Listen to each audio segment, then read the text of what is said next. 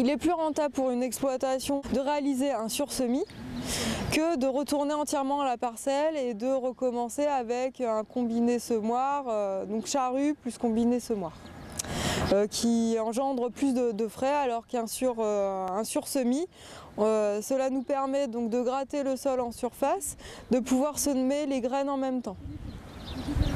Donc, l'opération qui consiste à renforcer ou compléter la flore déjà existante sur des parcelles dégradées sans destruction de l'ancienne prairie.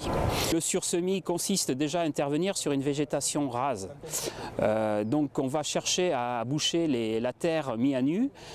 Donc on va dans un premier temps chercher à passer la hersétrille de manière à faire de la terre fine en surface, en quelque sorte préparer le lit de semences, agrandir les trous pour limiter la concurrence avec la prairie en place. Les 5 points clés à respecter pour réussir son sursemis, mais déjà intervenir sur une végétation rase, intervenir sur un sol ouvert, semer dans les conditions optimum de germination, semer le plus en surface possible et recouvrir les semences donc, de terre fine et bien rappuyer le sol derrière donc avec un passage de rouleau, voire 2 passages de rouleau.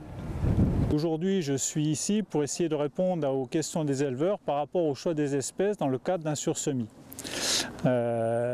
Il faut comprendre que pour un éleveur, il y a deux critères qui sont très importants. C'est dans la réussite du semis, c'est de trouver de la pérennité, de mettre en place une prairie qui va durer relativement longtemps. Par contre, ça nous pose un certain problème parce qu'on sait que les espèces qui sont pérennes ne sont pas forcément agressives. Donc il faut chercher un meilleur compromis dans le choix de ces espèces. Une espèce qui s'impose en priorité, c'est le régrat hybride.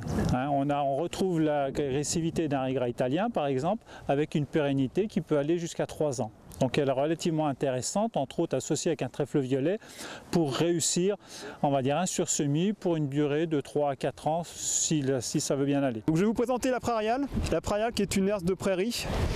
Donc en un seul passage, elle va réaliser 3 étapes.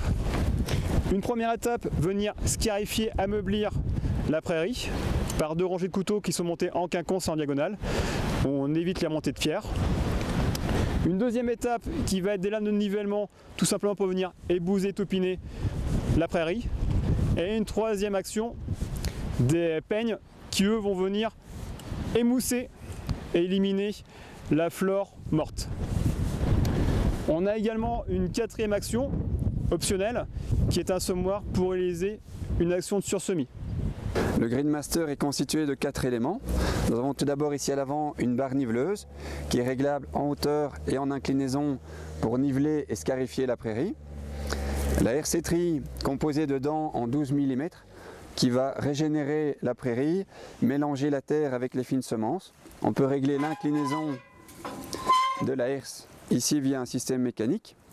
Ensuite on a un semoir pneumatique qui va propulser les semences comme le fait le vent dans la nature et qui dépose les semences sur le sol. Les semences sont projetées dans la herse et la herse va pouvoir mélanger la terre avec les graines. Vient ensuite le rouleau Güttler, qui est un rouleau à effet piétinement de mouton, qui reproduit le piétinement des animaux, qui va favoriser la germination des jeunes pousses et le talage de l'herbe déjà implantée.